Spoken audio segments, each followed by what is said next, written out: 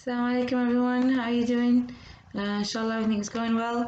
Today inshallah we are going to continue what we started in regards to wudu and other similar things that are related to wudu and how we can stay clean.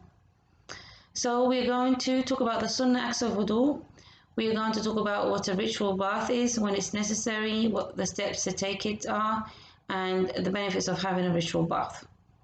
Now, let's start off with the sunnah acts of wudu. In the last lesson, we talked about the fard acts that we need to do, washing our face, washing our feet, wiping our head, and so on. Now, in regards to the sunnah, we start by washing the hands up to the wrists. But keeping in mind that this sunnah is what we learned from the Prophet ﷺ of how to make wudu, but it doesn't mean that we have the choice to do it or not. So we have to do all of these things. To take water into the mouth 3 times and then spit it out, or they call it mazmaza, and take water into the nostril 3 times, and istinshaq, this is called istinshaq. And then you try to put the water up one side and blow it out the other side. So up the right side and blow it out the left side. Rinsing our body in the right order, so it has to be done in the right order. So, and we learned this order from the Prophet ﷺ. He's the one who taught us the order of making wudu. To rub our ears, wiping the head, we start rubbing the wet hands from the back. So when we our hands are wet, we don't get like water splash over our head. We use our wet hands and we go like this and right to the end of our head, and we do our ears. If a girl has long hair, if it's possible and it's not difficult, then she should wipe down her hair, and you maybe bring it to the front and wipe as much of your hair as you can. Okay, now what are the things that are good for us to do when we're making wudu? Recommended, mustahab. We start with Bismillah. If you're in the toilet, you're not going to say it out loud. We do wudu in a clean place, so it's better for us to be in a place that's clean. We use the right amount of water, not too little, not too much. So we shouldn't be wasting water, like open up the tap and just a roll of water come out. And we shouldn't do that. Prophet said, even if you're making wudu from a sea, you should not use too much. Only use the amount that you need. To begin washing the necessary parts of one's body from the right side, so we start with the right side. So when we make wudu, we start with the right hand. As far as I know, this is part of the sunnah, so we should be doing this. We should not start with the left. Okay, so we have to, when we're making wudu, like for example, with the arms or the hands or your mouth or your nose, we have to do 1 time. This is fard. And it is best for us to do it 3 times, like the Prophet ﷺ did. So the 2nd and 3rd time is like you're doing extra, you're following the sunnah of Prophet ﷺ. It's recommended, highly recommended, and we should do that. But at least we need to do the 1st time. And we, when we are washing our face, we should be from right to the top, the beginning of your forehead, and from ear to ear, and your chin. All of this should be done. At the bottom here, it's written that we should use our teeth. We should brush our teeth. So when we're making wudu, it's recommended at the time that you're washing your mouth, you take a toothbrush and give it a quick brush. Not with toothpaste, just brush your teeth. If you have a miswak, if you're using a miswak, you can use that during the wudu or before or after. But it is highly recommended that we brush our teeth every time we make wudu. Okay, what are the things that nullify your wudu and means that you have to make a new wudu? You go into the toilet,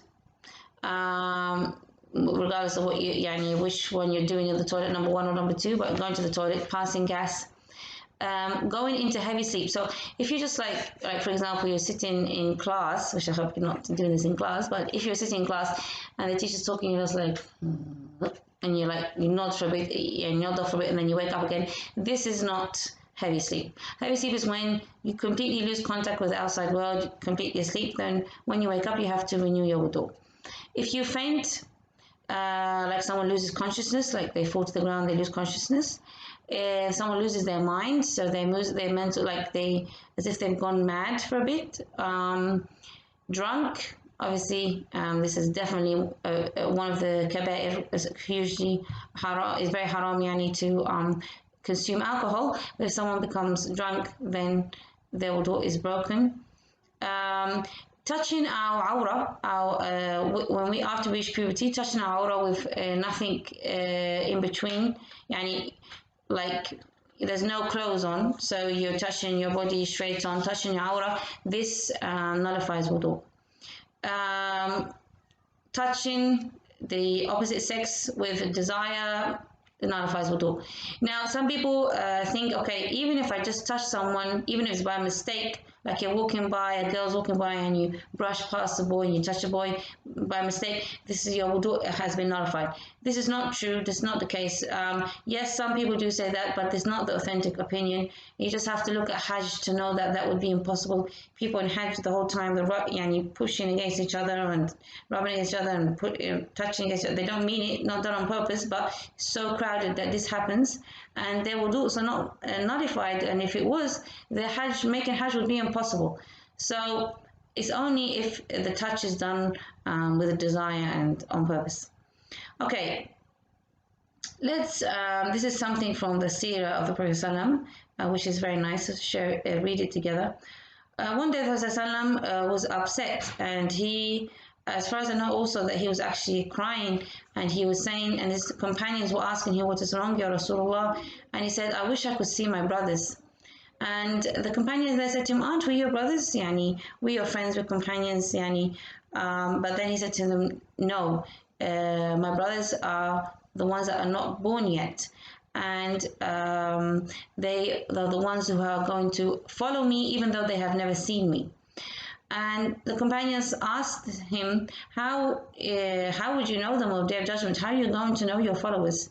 So he said to them, "If a person has a horse that has a white forehead and feet, would that person not? Would you, if you had a horse that was completely white, and it was among a herd of horses that were all black, would you not recognize that horse?" And they said, "Yes, Ya Rasulullah, of course they would. You would recognize like a white in the middle of a sea of black." So Hassan said, "My brothers will come with shiny hands and feet." When he says brothers, it doesn't just mean men, it's men and women, brothers and sisters, yani, or men and women. They will come with shiny hands and feet, and their faces will be bright. Why? Because they were making wudu in dunya. And Prophet said he will reach the Nahr al-Kawthar, or the pool of Kawthar, before them, and he will recognize them. And if he recognizes us and we are part of his ummah, inshallah, we will drink from the hands of the Prophet Muhammad. And if we drink from his hands, we will never be thirsty again. So may Allah grant us all that status, inshallah. Okay, now we're going to talk about something different. It's part of our cleanliness, and it follows on from wudu, but it's a little bit different. It's called ghusl, ritual bath or ghusl. What is a ritual bath or ghusl? And you think of it as having a shower. You're washing your whole body, every single part of your body, so nothing is dry. Everything, your whole body the water has to reach your whole body. In the Quran, Allah tells us if we are in a state of major impurity, then we need to have a ritual bath and purify ourselves. So this is part of, it's like a fard on us. Now, if we do not have ghusl, what are the things that we cannot? Okay, so yes, we were saying, what are the things that we cannot do without having ghusl? Like we know without wudu, we can't pray, we can't hold the mushaf, we can't go make tawaf around the Kaaba. Without ghusl, we can't pray again, we can't go around the Kaaba, we can't touch the Quran, we can't even read from the Quran or recite from our memorization, and we should not enter the mosque in that state. Now, what are the obligatory acts of ghusl? First of all, again, in any worship, we have to have a good intention. If you don't have a good intention, then it doesn't count.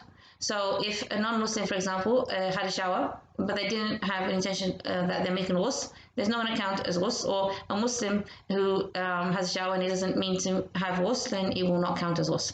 So we have to keep that in mind.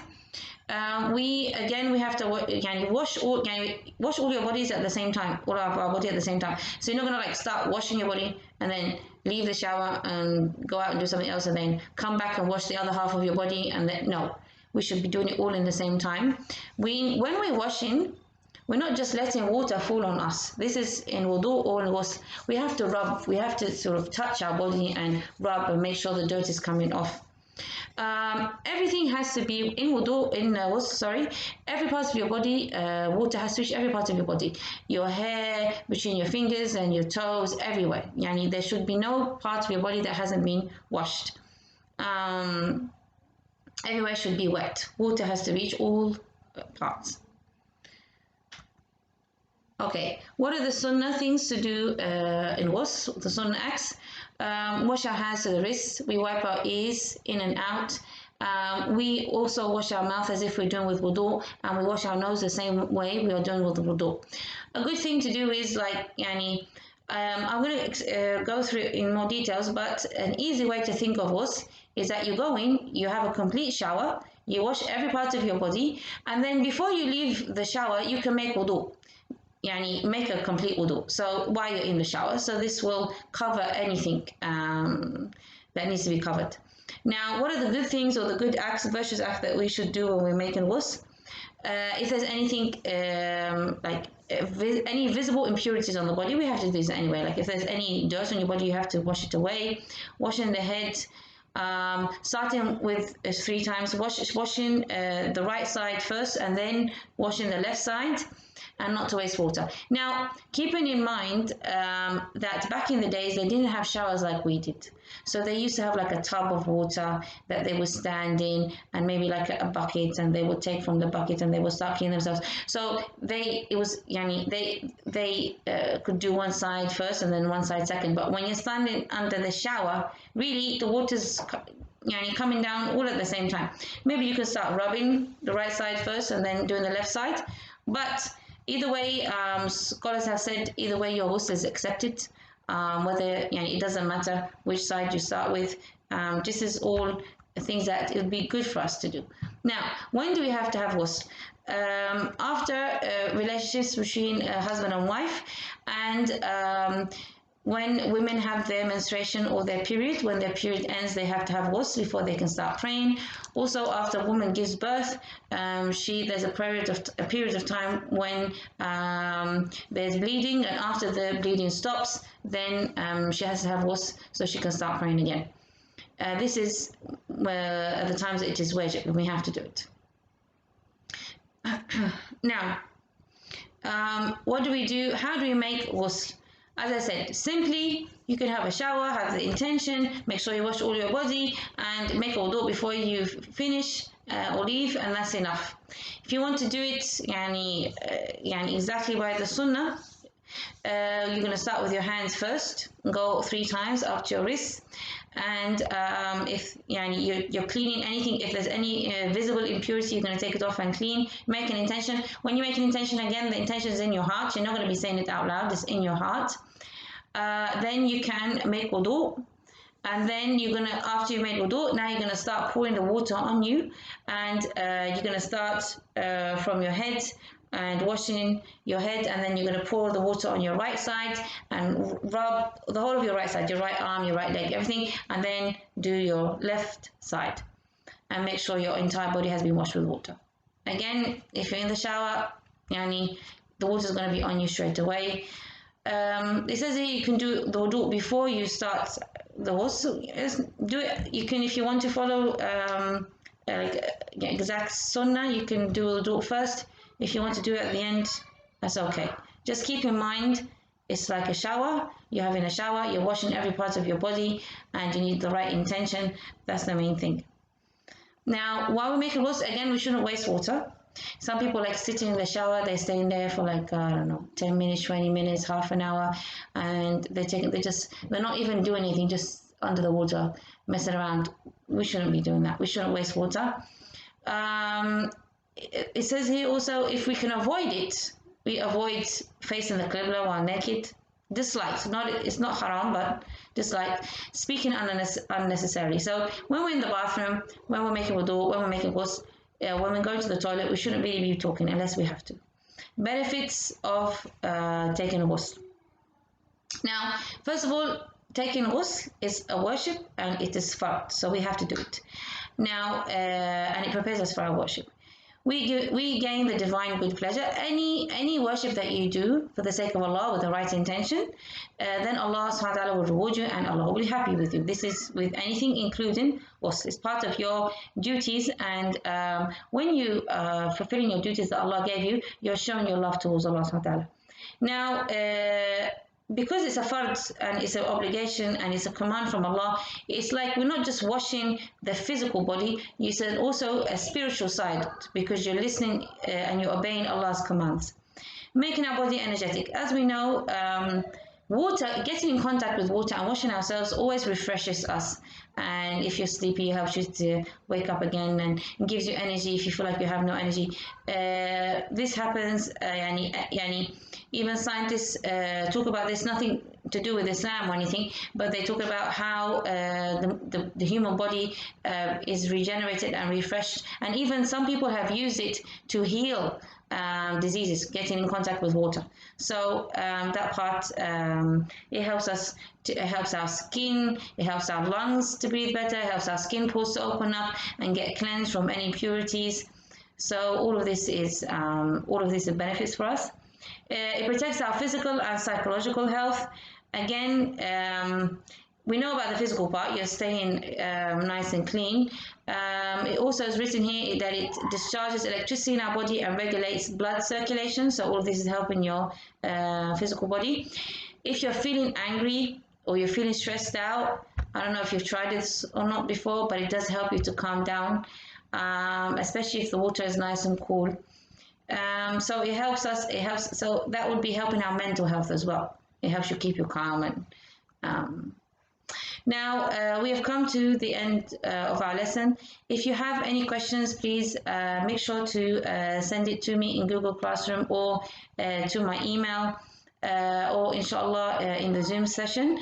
As always, there'll be 2 videos for you to watch for this week, and inshallah there'll be assignment as well, and you have, it's best for you to hand it in 2 days before our next lesson.